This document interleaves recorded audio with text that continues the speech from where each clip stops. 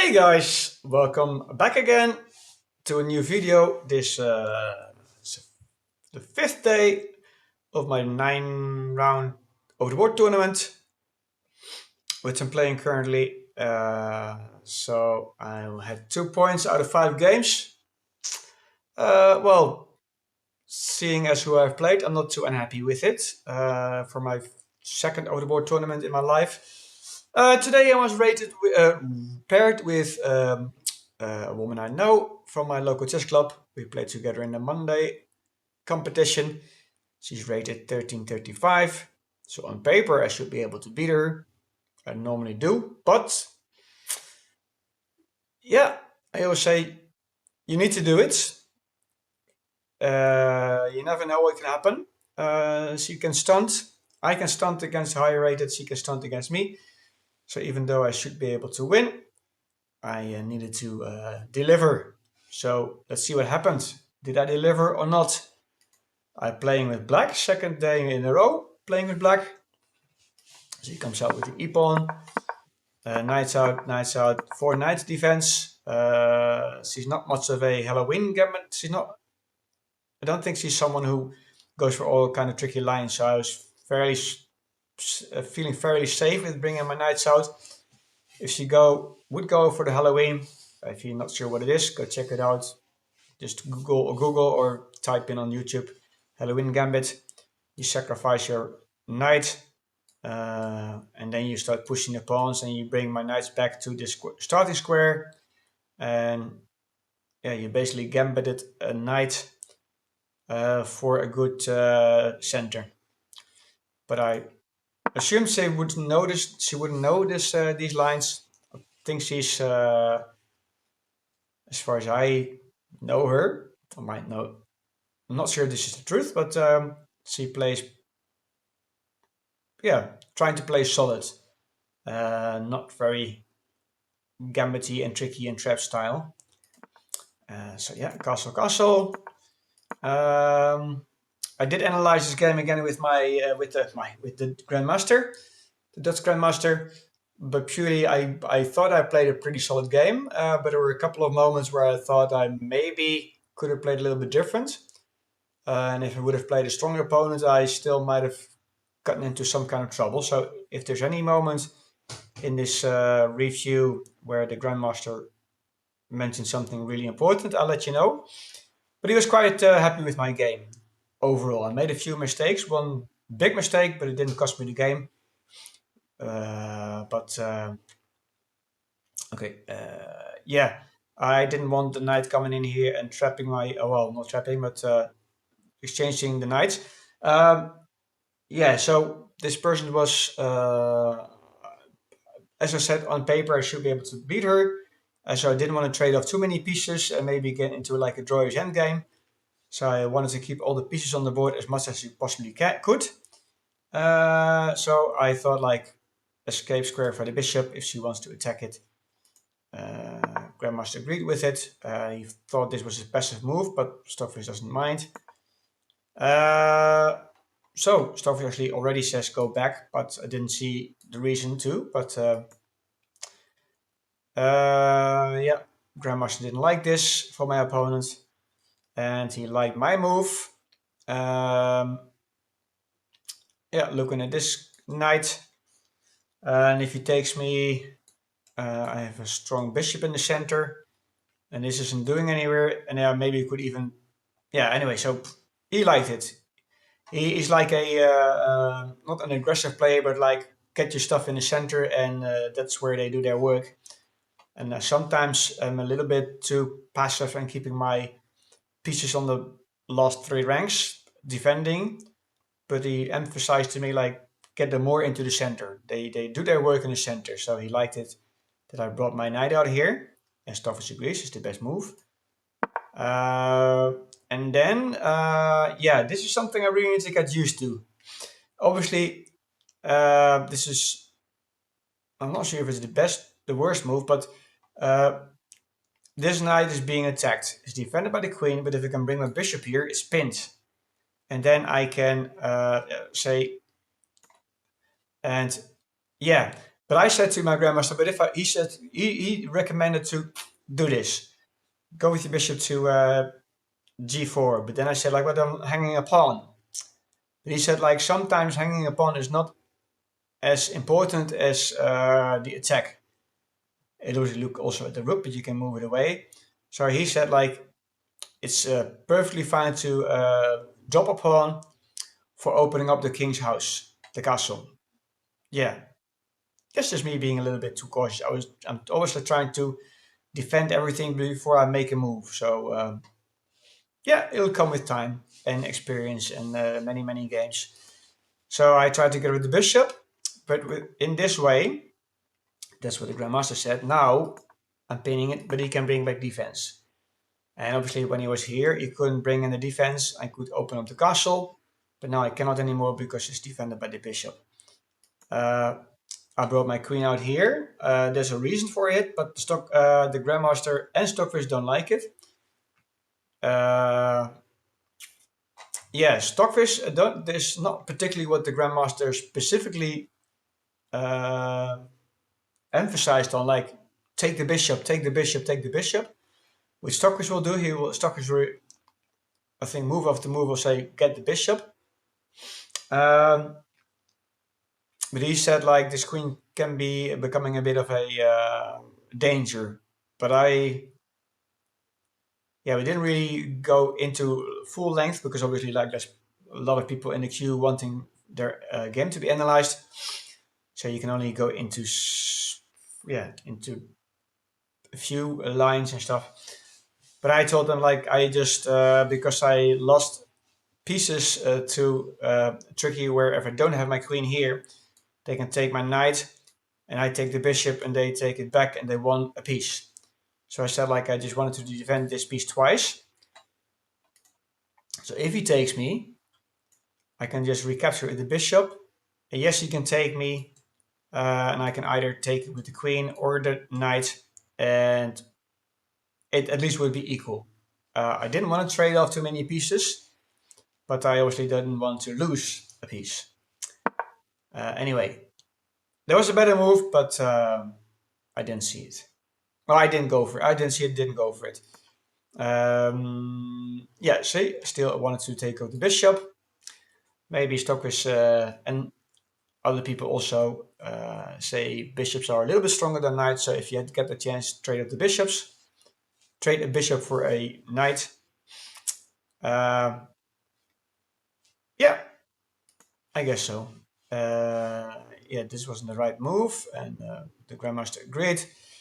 But again, take the bishop. But there was obviously like a little bit tension on this on my pieces because obviously the knight is not defended, and he can take it here. And I oh, hang on, how did it go again?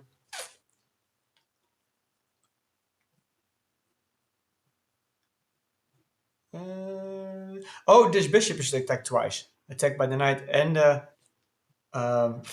bishop, and this bishop, which is defending this knight together with the pawn, is attacked. So it wouldn't be the end of the world, but I probably would be ending up with like a awkward pawn structure. So I decided to take the knights to get rid of the tension, but I could also have traded this with a check. He recaptures and I brought back. Specifically, the grandmaster said like, good stuff that you didn't trade the bishops, just leave the tension. Sometimes leaving the tension is the best thing to do. It's defended twice, so no worries. Defending. It's attacked twice, so defended more than enough, or enough. Yeah, I thought like break open the center. If he takes, I can retake, grab a pawn towards the center. My opponent brought the knight back. Didn't want to go trade now. Okay, yeah. The grandmaster didn't specifically like this move because he's always more like keep your pieces in the center, and if there's a pin, yeah, keep it alive. There's no pressure. Even if he pushes, I can bring it back and take it from there. He didn't consider or recommend pushing this pawn, by the way. That's minor detail, I suppose. But I wanted to bring my bishop out here because it wasn't doing anything here. I was going to break open the center, and I wanted my bishop to be here to grab maybe a pawn, and sometimes one pawn is all you need.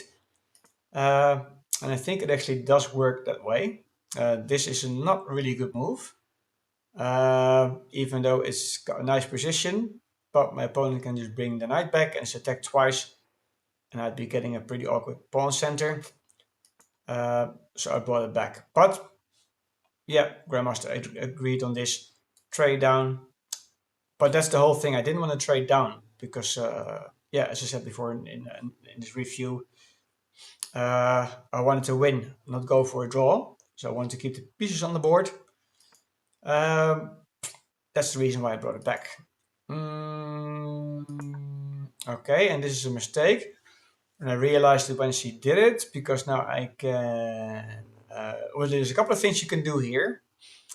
You can even do nothing and they can push, and I can still bring my bishop over here.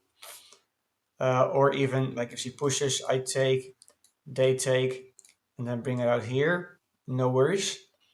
Yeah, I can take it here. I can take it here. There's so many options. But I saw that if I take it here, she can take it with the bishop. The knight probably, with an attack on the bishop, which I didn't really like. And I saw that if I take this pawn, and if I recapture, this is a free pawn. So I was just looking to find like an entrance to go into a winning game, because up till this point I was a little bit up, but not too much, and now we're pretty much to equal. So I took, and they pushed, and this is a mistake, because now I can win a pawn, and if they retake it, how does it work again if they take? Okay, there was some kind of line.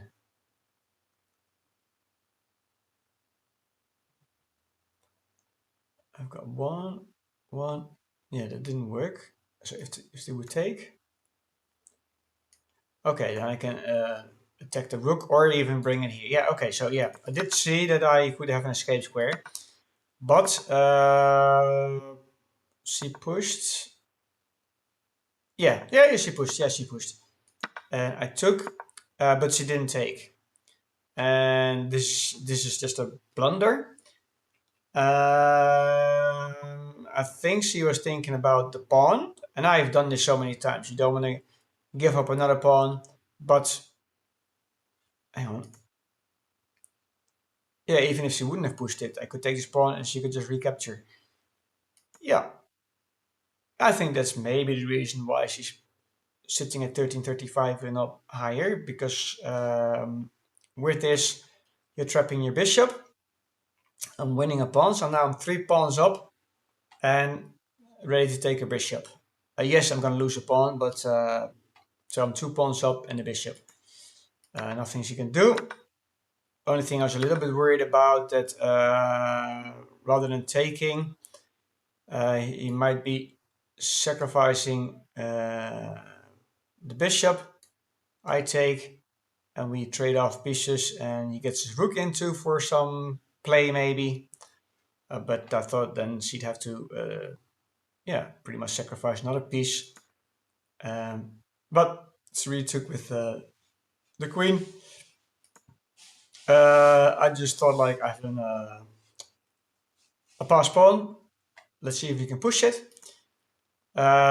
She blocks it. Then I thought like, okay, please take me so I can create 2 pass pawns. But she didn't want it, obviously, and now I brought my knight in. The Grandmaster is really satisfied with all these moves. Now she brings it back, and you trade off bishops because obviously I'm up, so you want to trade down. Okay, the Grandmaster actually didn't really like this, even though Stockfish says this is the best move. He says, the Grandmaster says go here. Okay, so I guess Stockfish is even more clever than a Grandmaster because Stockfish likes it. This is my minus 5.53 for white, and this is minus 6. So this is even better. So I outplayed the Grandmaster. Nah. So yeah, good move, good move. All I wanted to do is free up these pawns and start pushing them.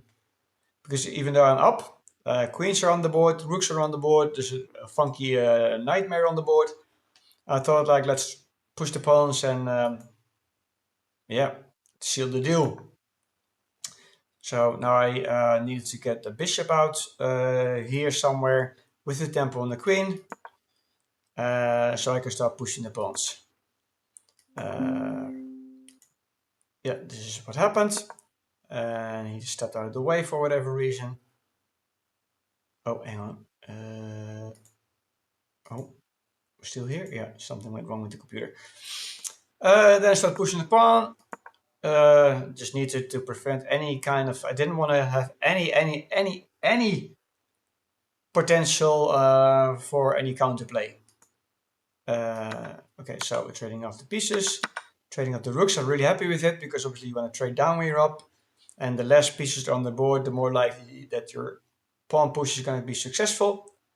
Because if you have too many pieces on the back rank, you might lose a pawn or two, which actually will happen in a minute.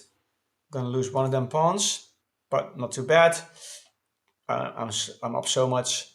Now threatening checkmate. So he blocks it. And now I can win a pawn. Well, not win a pawn, because I'm losing this pawn. But this pawn could somehow maybe get into a little bit of a trickery with the queen being here. I don't know. I've lost so many games with pawns being so close to my king. I was happy to trade off these pieces, even though I don't think it's so good to trade off a side pawn, like an h pawn for a center pawn.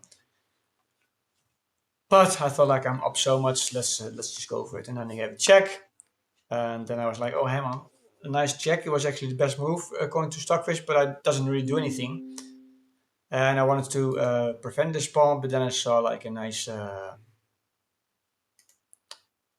And just keep getting signal messages. Here we go. And I didn't want to go all passive here, but then I saw this beautiful movement. Okay, Stockfish does neatly. I did actually consider maybe just sacking this pawn. I mean, who cares? I'm up so much. Let's prevent any background stuff, even though it isn't there because I can always go here. But I thought like, let's attack the queen and prevent the pawn, defend the pawn. He gave a check, she gave a check, I stepped out, and there's no more checks here. And then she made a mistake, and I didn't see the whole complete checkmating pattern, but it's a mate in 4, and I think I finished the game in a mate in 6. So I missed a move, and this is something I really need to learn. I always find it difficult to find checkmates with the combination. I find it difficult, like for example, to see checkmates with a rook and a knight or a rook and a bishop. The knights are gone, so it's a little bit of a hint. I gave a check. I gave a check. Obviously, I could win a rook if I wanted to, but I was more interested in a checkmate. And here's the checkmate in 2. Check needs to go block it. And there's a checkmate in 1 here, but I didn't see it. As I said, I'm not too much of a. I don't really see. I was just thinking like, oh boy, oh boy, oh boy, my queen is on the fire. I need to do something with my queen. I need to move it away. Once again, my defensive side. But this is just a checkmate. The game is over. I didn't see it. Defended by the bishop. My opponent actually did see it. So she said, she was like, oh, something like that. But she pushed the pawn, and I was like, I don't see it.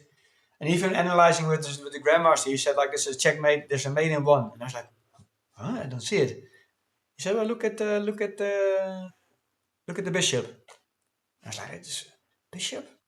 This is in a check. This is in a check. I can move it here, but then he's taking my queen." I was like, "Where's the checkmate?" Yeah, that's something I'm not seeing all the checkmate patterns here. So rook. Yeah, bishop is defend this square, everything is defended, it's checkmate.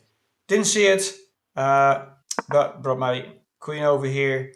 Now it's a mate in 3. But my opponent didn't go for the right lines. She thought she could defend it, but this is also a checkmate. Yeah, so not too shabby, but also still room for improvement. I played with 87.5% accuracy, my opponent 79. Yeah, quite happy. Happy that I won this game. I kind of was, yeah. I told myself I need to win this game. I didn't want to lose this game or draw this game for my rating points, but also for the competition points, the tournament points, and because I should be able to win against this lady. Yeah, 9 out of 10 times I think. So might sound a bit like overconfident, but yeah, I think that's the way it is. Anyway, so I did deliver, and tomorrow I'm rated against a 1670 opponent, which is the highest over the board opponent that I'm playing against in official tournament. I mean, at my local chess club, there's a bunch of people that are higher rated that I play against, but it's not for tournament points. However, I have 2 points. He has 2 points. He's drawn against the lady that I drew against yesterday with a rating of 1405, and he drew against a 1525, and he lost against a 1400 rated player. Yeah, rating doesn't even always say that much, but I think he's not having the tournament of his life. And the player he played against today, 1525, I've been looking at him because, I don't know, I kind of bit drawn to the way he plays. I think he's stronger than 1525, maybe towards the 1600. I think if we would play against each other, it would be very, very exciting. I think we're quite evenly matched. So obviously I'm gonna go for a win. I'm playing with white again tomorrow, but after 2 days black. But if I can draw against this player, I'd be very, very happy. Be good for my rating points. But playing with white, maybe Jibaba London, maybe the Stonewall. Haven't decided yet. Been trying out the Stonewall again, but not too familiar with it just yet. So I think I'm going to stick to Jibaba London. See how it goes. Thanks for watching. If you like this video, give it a thumbs up. Leave a comment if you wish. If you are new to my channel and you haven't subscribed just yet, yeah, consider doing it. You'll be getting notified for new videos for my over the board tournament, which is going on now. But also when this is finished, I'm beginning again with my rapid rating climb and my blitz rating climb online on chess.com. And subscribing helps me grow my channel, which I would like, so I can get my content out more. Yeah, and maybe in the future get to 1,000 subscribers, and maybe as a hobby earn a little bit of money. But that's future. For now, this was the video, and I'll see you tomorrow. Right, Joe? Thanks. Bye bye.